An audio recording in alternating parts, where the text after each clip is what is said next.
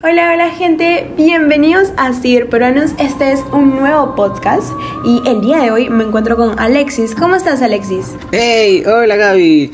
Hoy tenemos una leyenda bien misteriosa. Se trata de la leyenda de la sirena de la laguna de Huacachina. Bueno, yo voy a comenzar. Para entrar en contexto, si no lo saben, hay una laguna aquí en Perú que se encuentra en medio de las dunas del desierto en la ciudad de Ica. Este tiene nombre de la laguna de la Huacachina, una mágica laguna. Bueno, se cuenta que en la época de los incas existía una hermosa mujer que era conocida como Huacachina. Esta mujer encantaba por su increíble belleza y el verde de sus pupilas, su rubia cabellera y su extraordinaria voz. Se dice que un día ella estaba a punto de casarse con su ser amado, pero la desgracia vino en dicho momento, pues él nunca llegó al acontecimiento debido a que fue capturado y fue ahogado por los españoles. Entonces, desde ese momento su corazón quedó destrozado, lleno de ira, de sufrimiento.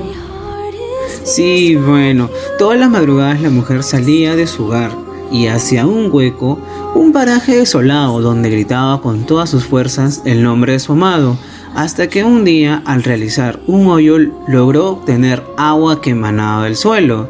Introdujo sus labios y dichoso líquido y gritaba con el nombre de su amado. Cada día que pasaba, el hoyo se hacía más grande y más, hasta que logró mantener todo su cuerpo y desapareció.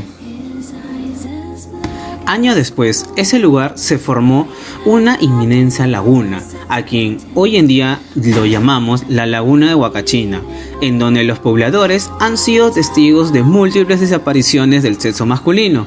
Los hombres que han logrado salir de las aguas profundas del lago manifiestan que han logrado ver a una hermosa mujer con medio cuerpo de pez que los atrae con su mágico canto.